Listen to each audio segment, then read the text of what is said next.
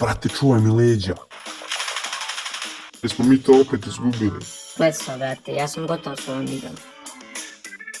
Hvatit ćemo ih sljedeći put. Da, brate, nastavi vežbati. Jo, momci, bićemo idemo ovaj vikend. Da, ja sam za neku žurku. Ne možemo biti ovdje. Moramo održavati kuću čisto, ne bi dolaze roditelji u subotu. Nećemo moći ni kod mene. Roditelji su mi kući. Isto, ali ne brinite se, smislit ćemo nešto. Možda ćemo moći da ostane kod Jeffove kuće. Dobra ti je ta, druže. U redu, ljudi, ja moram da idem. Zvali su me roditelji da im se pridružimo u ručku. U redu, idemo kući. Pričat ćemo o ovome za vikend, momci. Okej, vidimo se.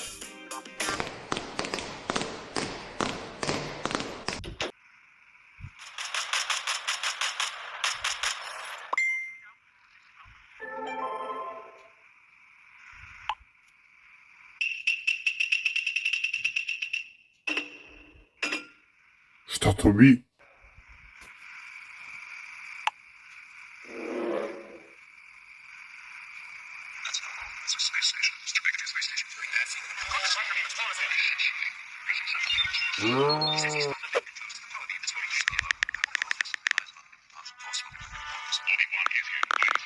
Šta oni rade bez mene? Mislio sam da ćemo provjeti vikend zajedno. Ko zna gdje su?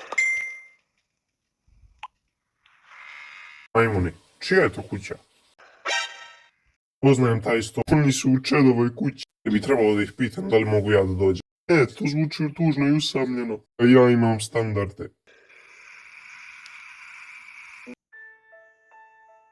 Zašto mi nisu stavili bliske prijatelje? Mislio sam da smo tim. Nadam se da ne planiraju druge zabave bez mene. Trebalo bi biti sa svojim prijateljima sada. Zašto niko nije razmišljao o meni kada su otišli kod Čeda? Da su bi to uradili zato što ih nisam pustio za ovaj vikend kod mene. Vjerojatno se sad dosta zabavljaju. Jo, ljudi, i dalje nemamo plan za izlazak sutra. Pričat ćemo o tome sutra.